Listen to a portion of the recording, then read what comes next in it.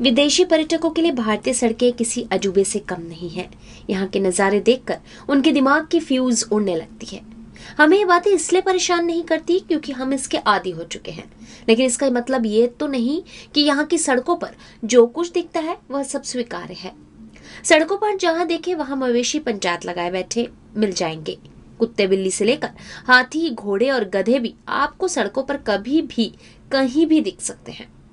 इसी तरह जिस ट्रैक्टर का निर्माण खेती किसानी के सहायक उपकरण के तौर पर किया गया था, उसे आप धड़ल्ले से शहर की सड़कों पर सरपट भागते देख सकते हैं। अपरिपक्व अप्रशिक्षित चालक तेज रफ्तार से शहर की व्यस्त सड़कों पर आड़े टेढ़े भागते अक्सर दिख पड़ते हैं।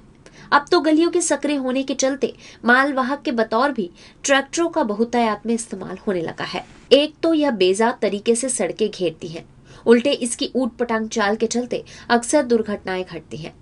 ट्रैक्टर चलाने वाले खेत खलियान में चलाने के आदी होते हैं।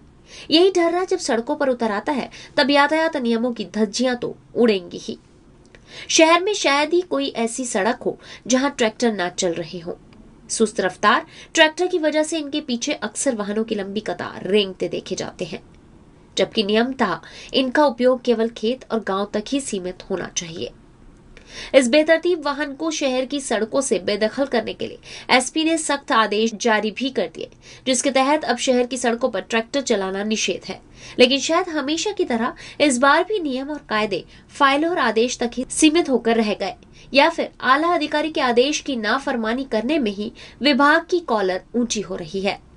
तभी तो आदेश जारी होने के एक सप्ताह बाद भी आप शहर की सड़कों पर बेखौफ होकर भागते इन ट्रैक्टरों को आसानी से देख सकते हैं। जब हमने यातायात विभाग से इस विषय पर तलब किया तो उनके वही रटे रटाए जवाब से हल्की उम्मीद जाती रही।